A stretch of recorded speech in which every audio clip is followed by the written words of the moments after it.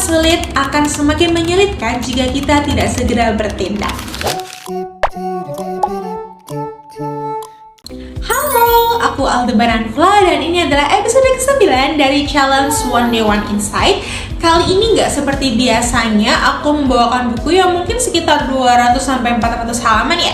Tapi kali ini aku akan membawakan buku yang setipis ini. Iya, setipis ini. Judulnya adalah Berpikir Cepat Orang Yang Sulit, karya dari Rose J. Seperti judulnya ya, ini memang didesain seperti ini agar kita bisa berpikir secara cepat. Inti-intinya aja. Nah, di buku ini memberitahuku mengenai 3 jenis perilaku yang menyulitkan di kehidupan kita. Yang pertama adalah kemarahan. Mungkin kita merasa marah terhadap sesuatu hal, tapi di buku ini dijelaskan ternyata kemarahan itu ada 2 tipe, teman-teman. Yang pertama ada tipe kemarahan yang sewajarnya, dan yang kedua adalah kemarahan yang taktis. Maksud dari kemarahan taktis itu adalah kemarahan yang memang disengaja untuk mengintimidasi kita agar akhirnya kita mau menuruti apa yang mereka inginkan. Untuk sikap menyulitkan yang kedua, ini ada namanya sikap mendiamkan atau lebih sering kita sebut dengan silent treatment. Nah, silent treatment ini cukup menyulitkan, teman-teman. Kenapa? Karena tidak ada komunikasi di dalamnya, hanya ada diam, dan juga diam.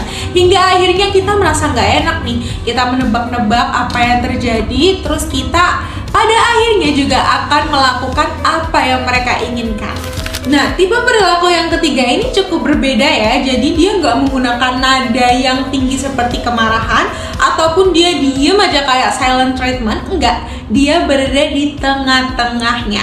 Kita menyebutnya pemerasan emosional. Jadi dia mungkin akan mengucapkan kalimat yang singkat saja atau yang halus saja, tapi bisa mengetuk emosi kita, membuat kita merasa bersalah, merasa nggak enak, dan akhirnya kita terintimidasi nih. Kita akan melakukan apa yang mereka inginkan.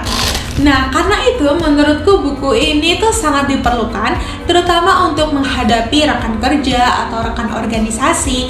Karena di dalam buku ini kita diajari untuk bagaimana cara menganalisis seseorang. Mungkin kita bisa mengkotak-kotakannya, ini termasuk kriteria anak yang silent treatment atau yang tipe kemarahan taktis, sehingga kita bisa menawarkan nih respon terbaik kita agar waktu kita dalam menyelesaikan masalah itu semakin efisien. Karena orang yang sulit akan semakin menyulitkan jika kita tidak segera bertindak. Aku Aldebaran Fla, sampai jumpa di episode selanjutnya.